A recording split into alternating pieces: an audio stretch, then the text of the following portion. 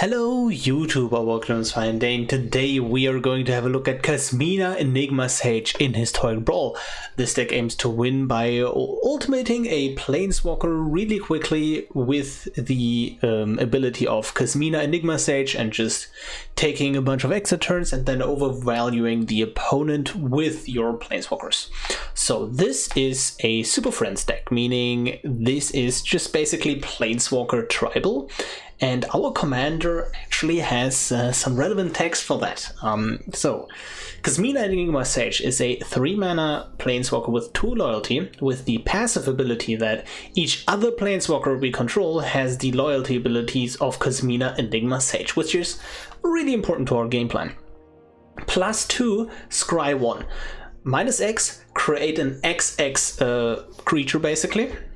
And -8, we search our library for an instant or sorcery card that shares a color with this Planeswalker, exile that card, then shuffle. You may cast that card without paying its mana cost. So, the big part here is that Kasmina has a +2 ability. Like, it's scry 1, sure, that's fine. The really cool part here is most Planeswalkers have only +1 abilities and are balanced around the fact that they only have +1 abilities. So giving other Planeswalkers the ability to +2 instead is really big. For example, let's have a look at, Narset. Narset doesn't even have a plus ability. Now she has a plus ability, so you can repeatedly get cards into your hand with Narset. If we like, Teferi, Master of Time is a really great card. We can activate his abilities at instant speed and also during the opponent's turn once. So that means if we have a Kasmina out, we play Teferi +2. It's going to their turn +2. Now we're at 7. Going to our turn. Now we are at +2, 9. And you can see where this is escalating. Goes to their turn +2, and then goes to our turn. We take 2 extra turns, and it's basically over. So Teferi has a really nice utility, and we can also create blockers at instant speed if we get attacked. Yeah, there are a couple of cool synergies. Kiora just here for the low mana cost and high loyalty, where we play Kiora plus, and now she's at 9, and then next turn we can -8 immediately. To be clear, if we have a mono-green Planeswalker, Nissa, Wrenn and Seven, Vivian, other Nissa, right? -8 doesn't do too much. Like, the Kasmina ultimate doesn't do too much on them, because the spell we search has to share a color, and this deck is not constructed in a way where we have a good instant or sorcery that we can fetch out. There is a card that we might want to consider, and that is Plain White Celebration. And this card is decent. I just found it to be a bit win more, which is why we don't use it. Like, most of the time this creates blockers and proliferates a bunch of times, right? But I don't think this card is too great in this deck, where we could just run a value card like Discover the Formula or Interaction instead, or another Planeswalker. That's why we don't run it. The original inspiration from this deck actually came from also in one of the new cards that we also don't run, and that is Moon Gauntlet. So this is a 3-mana artifact where it says Planeswalkers you control have 0 proliferate and then -12 take an extra turn. So very similar to Kasmina. And then we cast a non-creature spell, we can choose a counter on a permanent and then put an additional counter of that kind on that permanent. So essentially giving our Planeswalkers extra loyalty.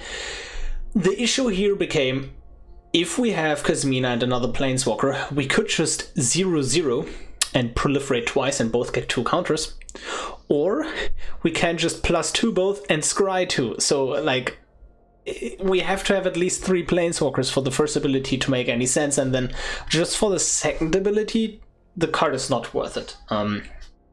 So that's why we don't run Moon Gauntlet.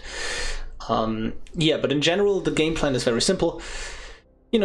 Just ramp a bit, cheap interaction, put down a couple of Planeswalkers +2 instead of +1 in certain scenarios, and then proliferate and ultimate. And yeah, that is essentially that deck. Hope you enjoyed the video. If you do, consider liking the video, subscribing to the channel, and join the Discord. I highly recommend to do so because there is a huge library of decks on there. A pretty good community, over 500 people by now. And we also, you know, just answer all of your questions. So without further ado, Kasmina, Enigma Sage, and Historic Brawl. We are ready to play against Karamonix, the Red King, so that means Red Tribal, and the only thing we really want from this matchup is going first, but we go second, and that is quite bad for us. But I think we just don't have a turn 2 Kasmina is the issue, but I think this is still good enough. Oh, god damn it. They have a red on turn 1. Yeah, that is not great for us. But I'm really hesitant to just, you know, oh, perfect, Lusos, to just, like, we're on the draw, we're on the back foot already, so we need to do something, right? And Boil Grazer is that exact kind of something. But we top decked, and now we can just Kasmina. And now we just create a bunch of blockers. So, yeah, Experimental Augury coming in really handy here. Where we can proliferate and then minus again. Oh, that's... yeah, that's exactly what I want to happen here. Nice. Okay, so let's see. We could just proliferate, minus again. If we plus Kasmina, they attack here.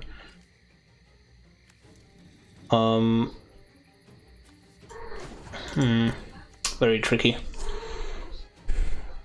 Very tricky. Is there a reason to not explore here? I don't think so. Let's see what we get here first. So we can go ahead and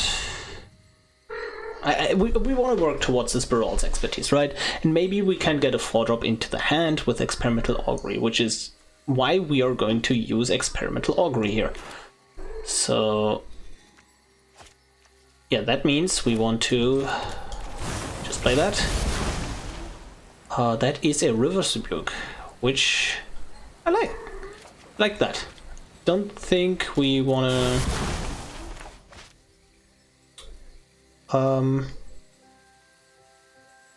if we -1 and jump and +1, it's basically the same, right? So yeah, let's plus.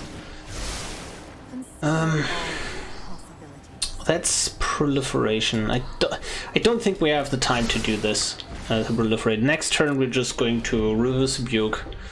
If they attack with both of these, I think it is worth considering blocking with this Grazer, because then we can bounce a couple of reds. Oh, that is beautiful, isn't it? Can't block red. Currently they have more mana on the field than they can replay, which means that we always basically get an advantage here from playing this Reverse Rebuke right now. So let's do it, but maybe we wanna... I think we should start working on spamming the board with 1/1s that block these red colonies favorably. So return that to their hand, and we're not worried about losing a value war, to be honest. Okay, so let's -1 again. We have counter magic up, so let's get some lands into our hand, and those are not a lot of lands. And then next turn we can Brawl's expertise, put Uro from our hand into play and then do some cool stuff potentially. If they have a kill spell for one of these tokens, we're going to use an offer you can't refuse, but that is not the case. So that's pretty neat. Mill 2, sure. We're essentially playing a tempo game plan here, to be honest. We're going to block. Absolutely. This is exactly what we want to happen. Block. Block. So now let's bounce their board. 1, 2, 3. Here. Return to hand. Play row. And they concede. So what we would have done here is plus Wrenn and Seven again for hopefully more land. We would have loved to find 2 lands last turn for that, but you know, can't choose really anyways. And then play this land, put a land into hand, from hand into play with Uro and replay Uro. So I think that was a pretty good game. GG. We are ready to play against Hector's Unscarred. The Unscarred. Going first is huge here. So the problem with Hector's is, right? He enters and then he gets protection from everything else but 2, 3, or 4 at random. And I'm fairly confident that we almost have nothing to, you know, like most of our interaction is at 1, like this witness protection. So like, I am fairly confident that this guy will attack and will hit. So we have 2 options. Either spamming Kasmina, like plussing Kasmina so hard that we can ultimate her before Hector's can get in. We can get a board wipe. This is a lot of ramp though. I like that. Just like Mox Amber into the north. Going to play this Mox Amber now to play around Esper Sentinel. Although it shouldn't be super threatening, because like we're going to use a non-creature every single turn anyways. Do we need more than 1 green? I mean, yes, for cards like Nissa and Animist, absolutely, and just getting... We have a lot of cases where we need more than 1 green. Let's get the second green. It's just, our hand is all blue, but we have 2 blue sources anyways. We can tap in ways where, you know, we're not too concerned about most of these things.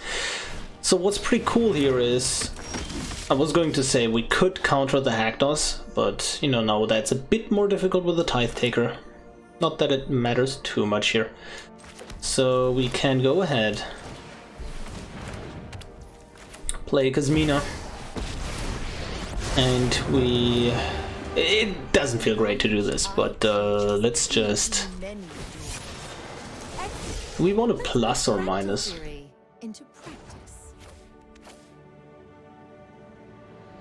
It's minus. There's a very real argument to plus here, where if they can remove witness protection, we obviously just well, they need to remove witness protection and the fractal. Oh, they're going to play Temporal and Solitude. That's pretty cool. Exile the top. They may play that this turn. I'm very, very glad that weren't able to do that. Let's 1, 2, 3, 4. Memory Deluge. Let's do it like this. Get a Wash Away and a Jace into hand. I think Jace is a decent win condition, and then Wash Away as additional protection. And now we, oh yes, more Planeswalkers. Now we have counter magic for the Hector's. Jace Cunning Castaway is a really hilarious card with Kasmina, where this is not a good card on its own. Let's play Tail's End, so we have the option to cleave later.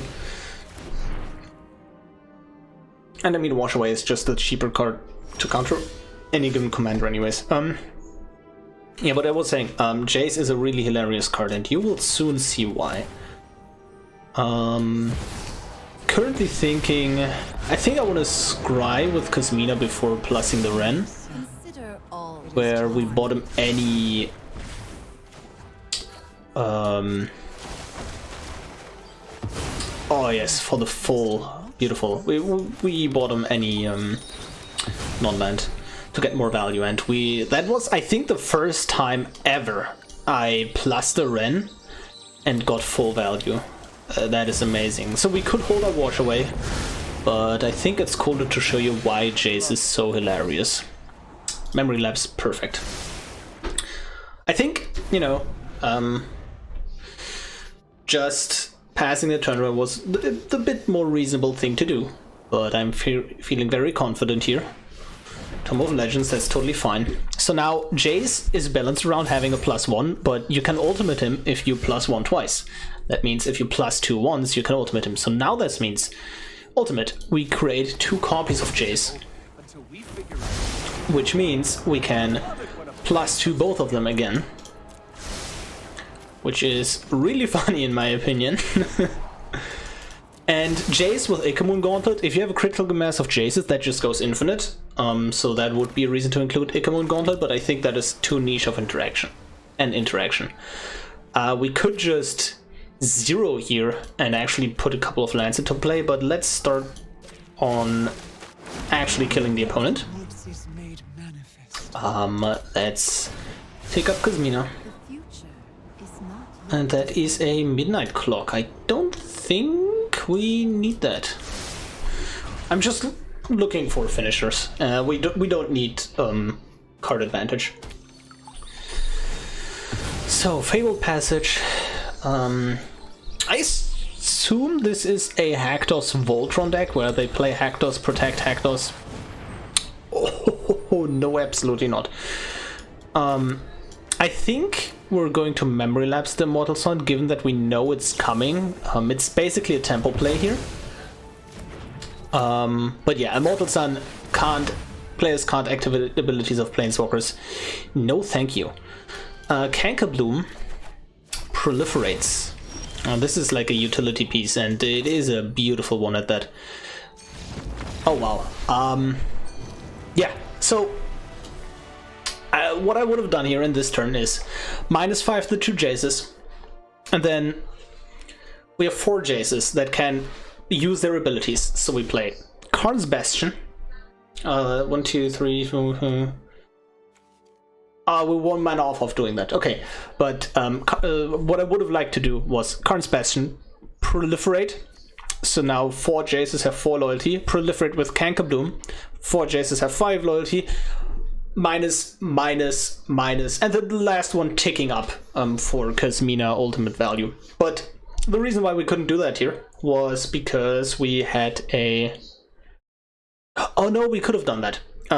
So I was thinking we don't hold up Wash Away anymore, but since we proliferate twice, we would be able to minus the Kasmina Enigma Sage, and that would give us the ability to get an extra turn. So the next turn we can proliferate with Bastion again. Now we have a Jace at 8, get another extra turn, and that was just lethal.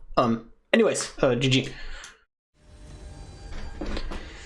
We are ready to play against Thrun, Breaker of Silence, and this guy is a nuisance. For the record, uncounterable, can't be the target of anything that's not green. As long as it's your turn, he's indestructible, so like, solid card, but I think we can beat him by, you know, having cards like Vivian where we can just repeatedly create creatures.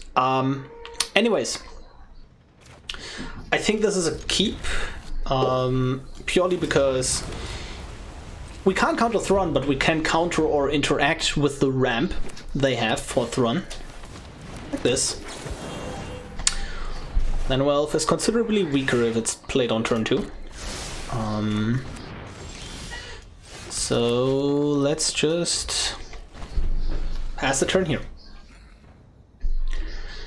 And if they play something like an Arcane Signet, that would be fantastic for us, but they don't do that. So now play Kasmina, and we could just -1, and I think that is exactly what I want to do. Reason being here, that we can just proliferate on this token.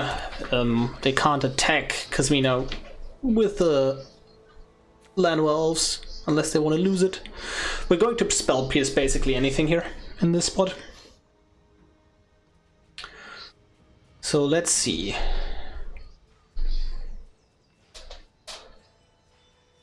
Opponent is thinking. So are we. Cat, what are you doing? Yeah. So next turn, we're probably going to, you know, play land. Tezzeret's Gambit using life. Oh wow, that's a really good card. But that's also a really good reason to -1 last turn, where now we can proliferate. I'm very sorry. The question is just if we Tezzeret's Gambit. My content light, cat. Now I'm in the dark. Anyways, my Tezzeret's Gambit, or the Seeker of Knowledge, seek new knowledge, which would be better. And I think Tezzeret's Gambit is what we want to do here. So let's see. Yep, that is fine. And do we want to minus again here in this spot? I think we do. Just create a board presence, then just pass the turn. While the opponent is thinking, I'll be right back.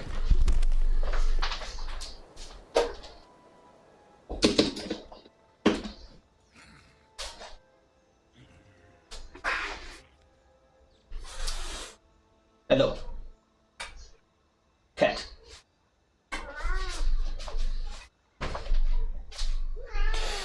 Oh boy. Production value. Oh. Aha. Aha. We are back. Ladies and gents. So, they're going to move to attackers. Because they have to attack. We're going to block here. And then they're just probably going to cast a Throne. Yeah. Just going to seek new knowledge, probably put back this forest nobody cares about. Yeah, let's put back this forest nobody cares about. And now this is the real issue, right? Where that Throne is going to become an actual problem. We are 1 mana off of activating all of the Storm Giants.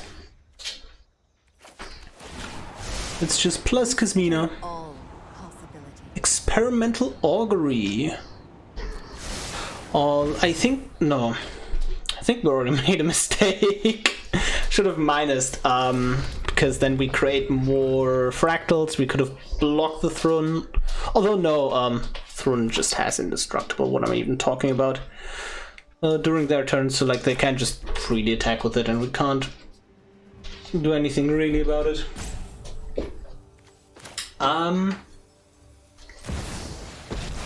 So let's see. We could just create an illusion. I do like just ticking up. Yeah. Still liking this Augury.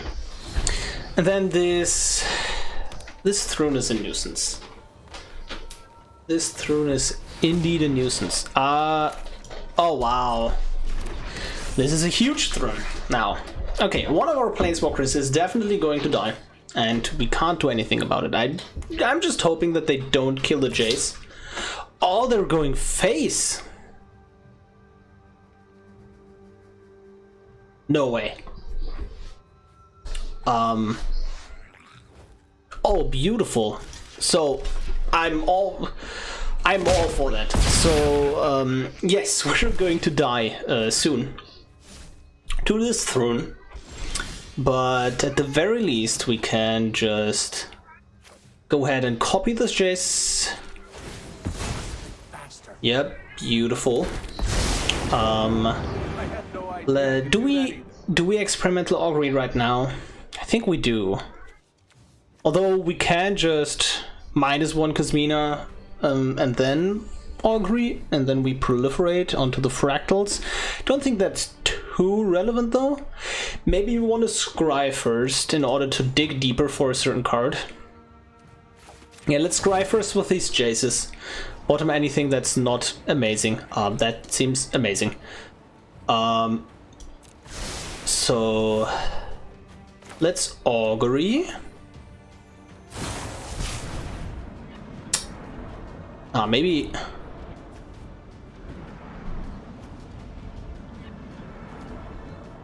they're doing something. Just spell pierce that Master's Rebuke. It's fine. So still the Nissa. Still the Nissa. Yep, proliferate. And let's just... We just want to create 2/2s with this. Or 3/3s.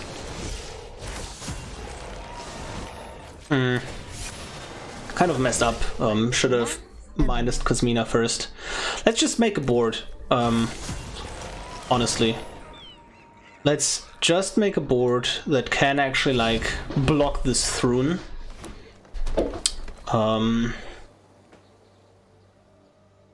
Where they go face, most likely.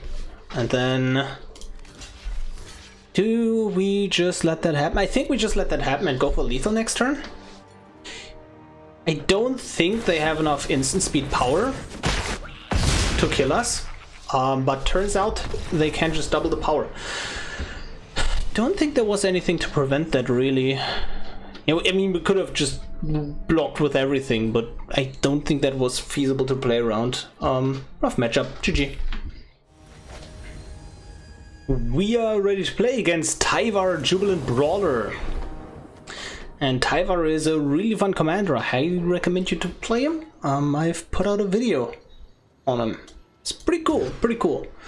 We mold that first hand because none of the interaction is relevant against Elf Tribal except, you know, their commander, but not too interested in that. This would be great if any of these other cards would be a land, so let's roll it again. Yep, that is a decent keep. We don't need a Khan's Temporal Sundering in our opening hand. So, plan here is, we're on the play with the Thrummingbird.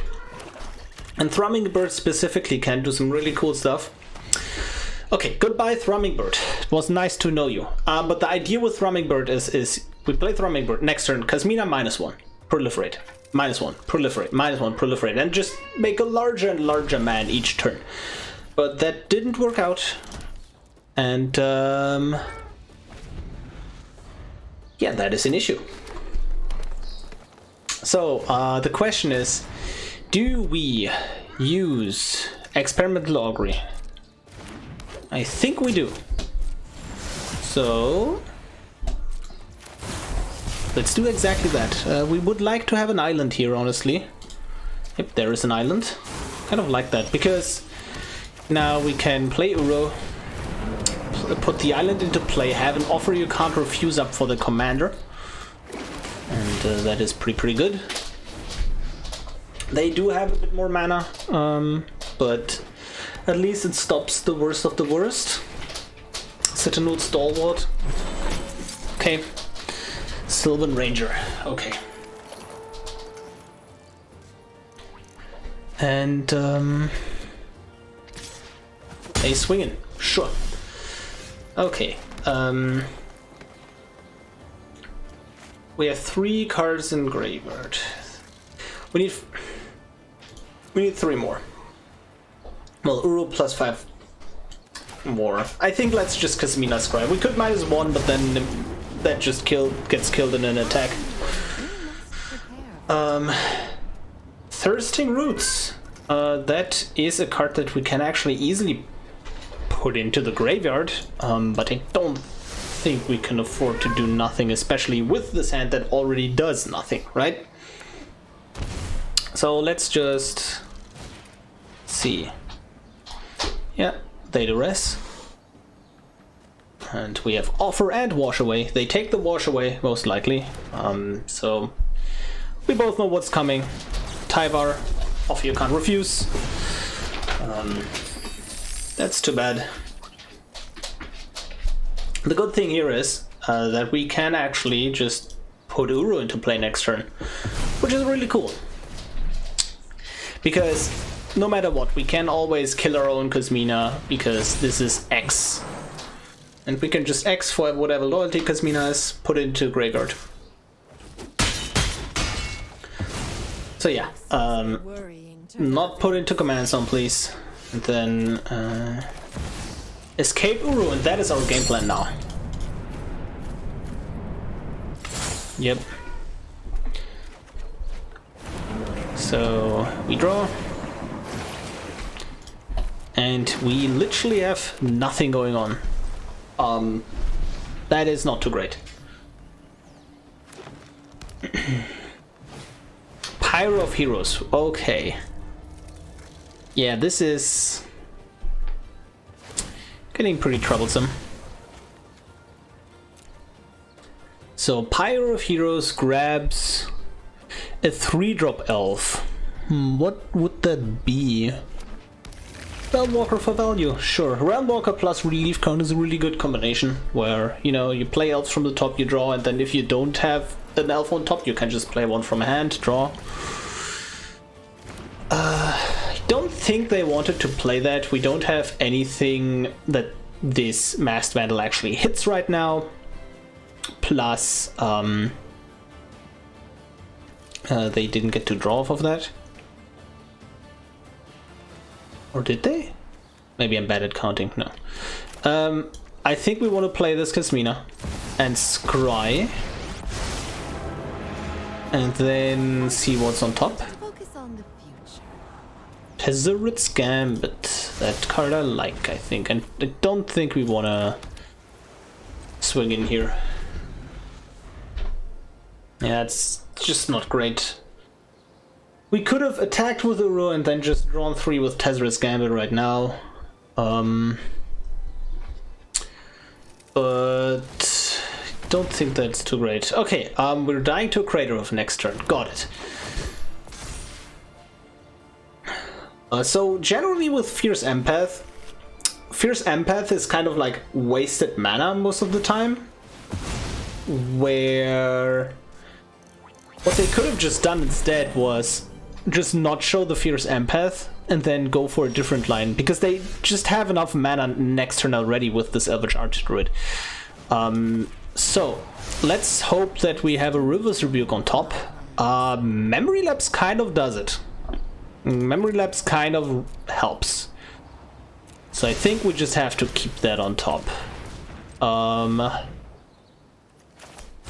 And then I think we can afford to spend the life here in case something else is there. Yeah. And if they are able to produce a token, there is nothing we can do about the Crater of hitting the field, where they can pot up a creature token into a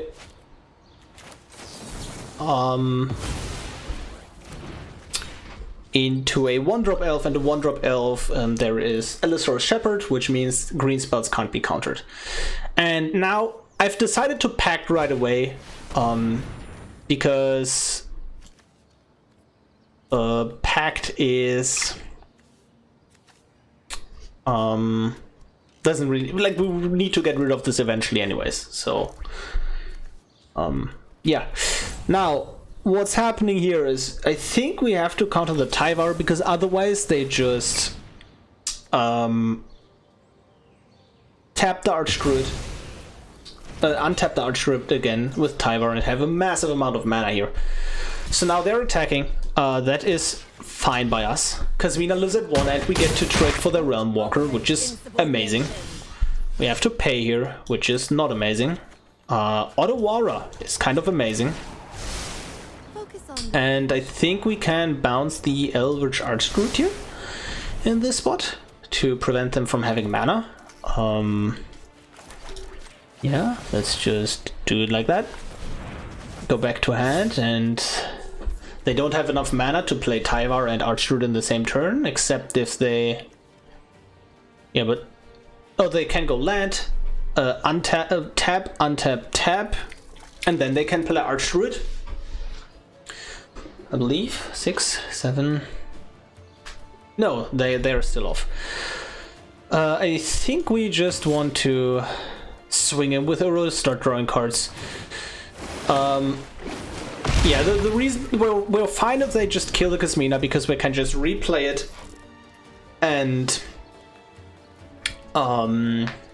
it enters with more loyalty. And we really need to start drawing towards answers. They get a 4-drop elf, which I assume would be a value engine. Okay, that's an Oracle of Muldiah. That is a pretty good value engine, and they potentially just go for an Tyvar? No Tyvar. They go for more card draw and the Anthem effect. Okay, that's fair. So let's see, how many cards do we have in graveyard? If we let Kasmina go to the graveyard... I'm thinking if we attack with Uro, right? I have other students to observe. But we can just use this time warp in cases like that. Anyways. So let's swing in. Draw a card. Oh, that's amazing. And then we just River's Rebuke them? Yeah, beautiful. And now they just lost a ton of tempo. Also, I'm usually a bit hesitant to say this, but I think this is actually my elves list. Which is kind of cool. I haven't seen a single card that I didn't run in my list yet. So, yeah. If you like what you see on the other side of the field, check that list out. So now, next turn, we can just time warp. 1, 2, 3. If we top deck land, okay, halfway there. We top deck another land. Oh yes, this is beautiful. We can time warp Ugin. And we do exactly that because we're so good at the game. So now we plus first, no reason to minus. And then we can... I think we start with Discover the Formula. Let's see what's up there. Oh, that's cost 0, that is amazing. But I think in every case we have to kill the Archer. They're never going to block with it, so what we're going to do is we're going to attack first, right? And then if they block the 2/2 with the Oracle of Muldiah, we will just minus the Archdruid. They didn't take the bait, where if this would have 2 damage on it, we could just kill the Archdruid and wipe their board. We're still going to do that, right? Don't get me wrong. And now we can just tap out here. I think I very much want to would like to draw cards into some counter magic. Yep, let's do it again. Yeah, no luck. That is fine. And we're in a pretty commanding position now. Okay, assemble the team on top. That is pretty good. Man, this has been a close game.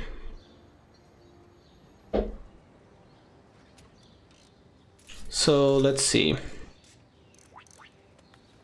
Ugin is continuously ticking up. They need to find blockers for this Uro at the very least.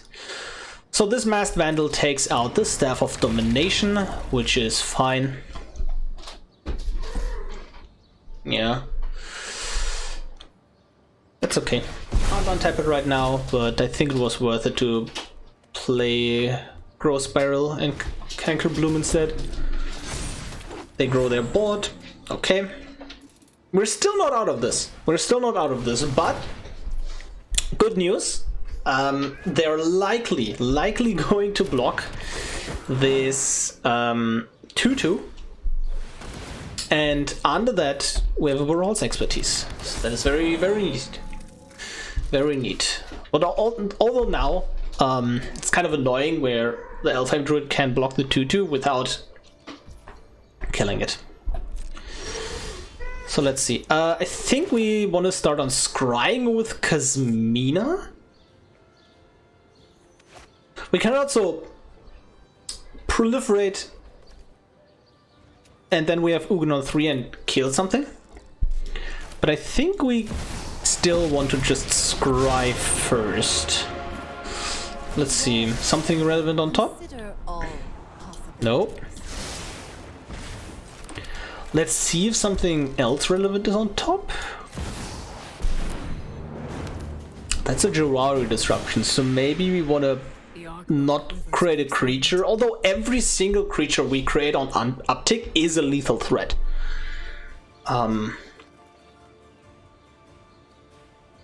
So yeah, that's kind of an issue. Or maybe I shouldn't have just played this, because if they, like, we could just still get this Brawl's expertise. I'm already assuming they block with this Elfheim Druid. Oh well. Play. And let's see how they block. It's fair. Elfheim Druid. I assume they block with... Sure.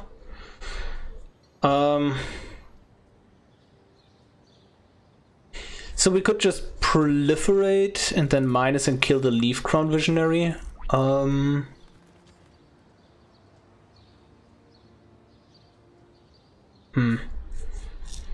But if we proliferate, we don't hold up the Gerari disruption. So let's just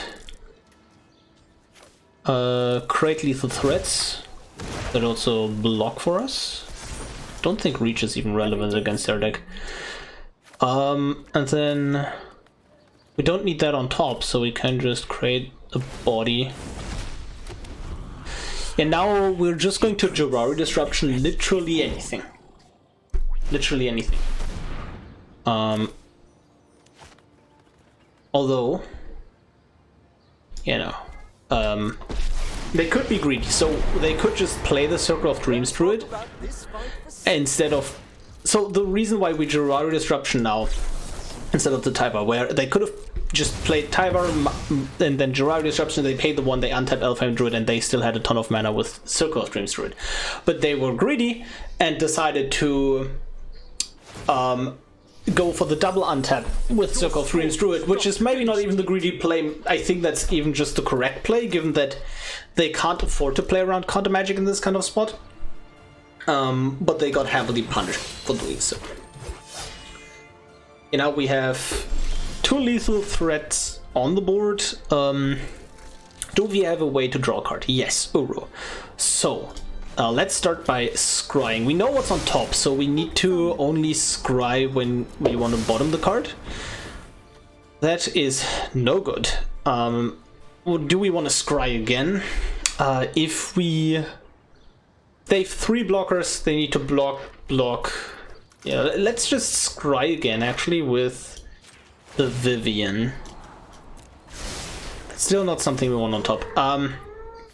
But I think we just have to minus this Ugin now and go face with everything, and that puts them in a position where they need to block with every creature, which is really good for us.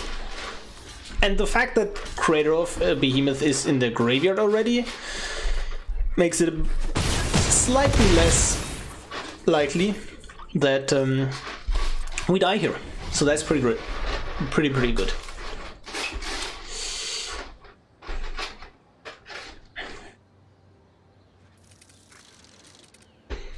So yeah, they are pondering. They call it a good game. Yep.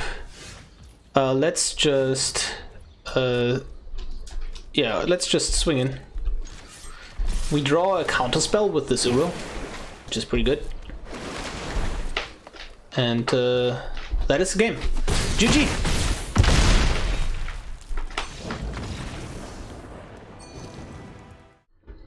we are done with the games. I hope you enjoyed them as much as I did, and that is Kasmina Enigma Sage in Historic Brawl. Yeah, I think this is one of the better Super Friends commanders you can run. I still think Super Friends lacks support in the command zone. Kasmina is pretty cool and all, but she's still not a very impactful commander on her own. She's only a synergistic piece, and she lacks colors. Like, there are a lot of good planeswalkers spread across all colors, basically, and Kasmina is only in 2 colors, and that really hurts her. The best color combination, I think, 5 color, you can put everything into your deck, but I think you want to be in green, white, blue, but we just don't have good commanders for that, which is kind of tragic. Anyways, if you want to play this deck on a budget, it is pretty expensive, right? If you want to play a lot of planeswalkers, turns out most of them are mythics or at least rare. So yeah, you're gonna pay a premium for that. If you... Like, the mana base is kind of pretty important, where you see we want to have double blue, and then, you know, it can be really hard actually to have 4 green for Nissa as Synod Animist, so the mana base is somewhat important, but you can't get away with having a few tap duels here and there. So try to have some of these, but all of them are not necessary. Just keep in mind that Karn's Bastion is a colorless source, and you only really want to add that to your deck once you have at least like 70% of these color fixing lands. And then obviously you want, I think for mandatory cards, I would say you want an extra turn and you want a value card that you can grab off the ultimate, otherwise Kasmina is considerably weaker. And you really want good planeswalkers, and I think like Jace, Unraveler of Secrets, is already stretching it, so I think you don't really get around not having these planeswalkers. You can maybe cut 1 or 2, but if you cut too many, like, your deck will suffer. Although I have to say, Jace, Cunning, Castaway is kind of a novelty, but it is really hilarious with Commander. And for the rest, you can add cheaper interaction. Just add an unsummon, for example, over a Tails, and just like, you really need cheap interaction, because Kasmina's problem is also kind of that she doesn't, like, the deck doesn't really do impactful things on turn 1 and 2 and can just get run over. But I think just like having things to do in the early game, interaction wise, is where you want to be. Also, Brainstorm is here over the other cantrips that I usually like to run over Brainstorm, because specifically Kasmina can scry, so you can Brainstorm and then on turn 2 in the Wrenn step, go to your turn 3 and scry the last card off the top that's still remaining from that Brainstorm, which is kind of neat in my opinion. But overall, the deck is pretty expensive, mostly in the top end. Low end you can swap around a few things, but yeah, pretty cool deck, pretty cool games. Hope you enjoyed them, and I will see you in the next video. Goodbye.